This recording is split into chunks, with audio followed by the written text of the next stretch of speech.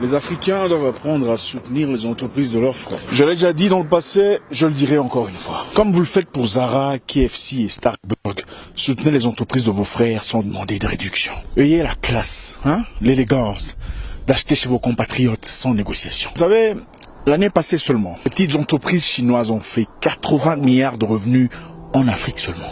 Pendant ce temps, certains pays africains ont un GDP de 3 milliards, 4 milliards, c'est honteux. Écoutez, vous serez toujours esclaves des étrangers si vous ne dépensez pas l'argent chez vos frères. Les peuples noirs sont les seuls qui, quand ils dépensent leur argent chez leurs frères, ont soit l'impression de le perdre ou de leur faire faveur. Nous faisons partie d'une société triste et hypocrite. Vous laissez les entreprises de vos frères pour aller dépenser ailleurs. Mais vous préférez aller dépenser votre argent chez les Libanais ou les Pakistanais. Votre collègue de classe a le produit que vous cherchez.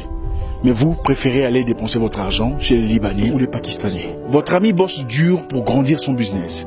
Et vous faites un effort pour qu'il ne progresse pas. Et si vous demandez à ces personnes pourquoi vous n'achetez pas chez vos frères, ils vous diront, les Noirs ont un mauvais service, les vendeurs sont impolis, elles n'ont pas de sympathie.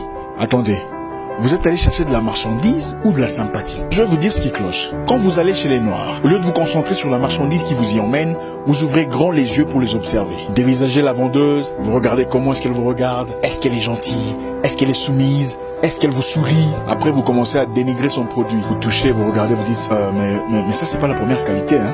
Est-ce que c'est l'original? Je suis sûr que ça perdrait tout son éclat après le premier lavage. C'est du coton ou du nylon? Ça, ce n'est pas un produit de l'Indonésie par hasard. Non, Kuala Lumpur, Bangladesh. Après avoir dénigré avec condescendance la qualité de son produit, vous commencez le rabattage. Vous dites, oui, c'est bien, mais à ce prix-là.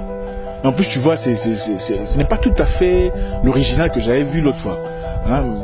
Diminue un peu, s'il vous plaît. Vous entrez dans la boutique de quelqu'un, vous le scannez de haut en bas. Vous vous attendez à ce qu'il s'accourt vers vous pour vous saluer. Vous commencez à dénigrer ses œuvres, à torpiller la qualité de son produit. Ensuite, vous commencez à négocier les prix de manière irrationnelle pour satisfaire votre crevardise. Et après, vous vous étonnez quand vous donnez une réponse brusque. Écoutez, les Libanais sont gentils avec vous seulement parce qu'ils savent que vous allez acheter. Allez chez le Libanais et commencez à débattre comme vous faites chez les Noirs. Allez chez le Chinois et demandez des réductions absurdes pendant 30 minutes et regardez comment il vous traite. Quand un Noir entre dans la boutique d'un Noir, il veut faire un commentaire même sur la couleur du mur. Et si le propriétaire dit non, c'est la couleur que je préfère, le client le traite d'orgueilleux. Mais c'est sa boutique. C'est sa boutique, il en fait ce qu'il veut, il met ses couleurs, son prix, son tout. Ça lui appartient. Les Noirs vendeurs sont frustrés parce que vous venez vous parler trop mais vous n'achetez pas. Vous touchez les produits gauche-droite, vous demandez des réductions, quelquefois ridicules, et à la fin vous dites « je veux revenir ». Pour ne plus jamais revenir. Les vendeuses africaines sont frustrées parce que vous venez dans leur boutique avec votre ego et vous espérez qu'elles soient soumises à vos caprices. Vous ne faites jamais autant de caprices dans des restaurants français. Le service n'est pas toujours impeccable dans les établissements belges. Mais vous n'osez jamais vous plaindre. En tout cas, pas autant que vous le faites pour les Africains ou les Noirs. 15% de croissance, c'est énorme. Je n'ai rien contre les Chinois. Mais les petites entreprises chinoises ont fait 15% de croissance en Afrique l'année dernière seulement. Vous savez pourquoi? Parce que vous préférez aller faire vos ongles chez les Chinoises que chez vos sœurs qui sont là depuis des années. La seule façon de faire de la fortune, c'est de garder de l'argent au sein de la communauté. Écoutez, il n'y aura jamais de jeunes millionnaires africains si ces jeunes africains dépensent leur argent ailleurs. C'est un principe économique qu'ont très bien compris les Juifs. L'argent juif circule entre 17 mains juives avant d'aller ailleurs. Donc, pour acheter son pain, le juif préfère aller acheter chez un autre juif. Pour acheter du beurre, il va chercher du beurre chez un autre juif. Le juif ne dépenserait pas son argent ailleurs si un autre juif peut lui fournir ce qu'il cherche. Ils ne vont pas chez leurs frères pour chercher de la sympathie. Et ils n'ont pas toujours des expériences plaisantes pendant toutes ces transactions. Ils ont compris que coûte, vaille que vaille, l'argent doit rester entre leurs mains. Le noir généralement est émotif.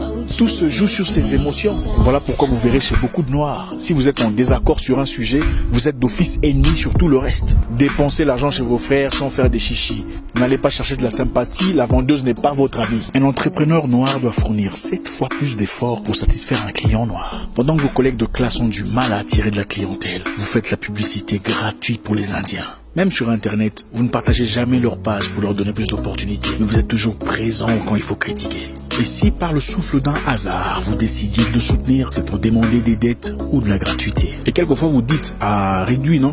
Tu ne réduis plus si c'est comme ça, je veux commencer à aller ailleurs, je veux commencer à aller chez les... Vous faites ça, vous faites du chantage. Et nous les Noirs, même quand on fait preuve d'appréciation, c'est jamais, c'est bien, point final. Il y a toujours quelque chose à faire. Ce qui fait est bien, mais ça fait trop européen. L'emplacement est bon, mais les couleurs sont trop vives. Le produit est bien, mais c'est cher. Il y a toujours un mais. Il faut arrêter ça. Vous faites des remarques quelquefois inutiles et quand le propriétaire n'est pas prêt à vous écouter, il est orgueilleux, il n'aime pas les remarques. Quand vous allez dans le business des Européens, vous faites des remarques. Vous ne faites jamais de remarques négatives aux vendeuses françaises. Il y en a qui sont impolis, mais combien de fois vous vous êtes plaint?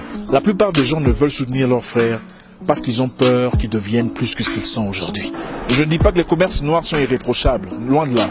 Je dis qu'il veut noyer son chien, l'accuse de rage. Il y a une maman en Belgique qui vendait de la nourriture africaine, elle est tombée en faillite parce que les Africains de son pays ne vont pas acheter chez eux. Parce que ses compatriotes refusent catégoriquement d'acheter leur bouffe nationale chez elle et préfèrent aller acheter chez les Pakistanais. Incroyable. Écoutez, si nous achetons chez nos frères et nos frères nous priorisent, nous deviendrons riches très vite. Je remarque tristement que la plupart de jeunes entrepreneurs africains qui réussissent sont taxés d'orgueilleux, de prétentieux, de menteurs, de manipulateurs. Bien qu'il y ait des cas où le service est vraiment insupportable, la plupart de nos absences est due à la mauvaise foi. Mon nom est Zach Poincassa, le guerrier noir. Votre frère. Attendez, c'est bizarre.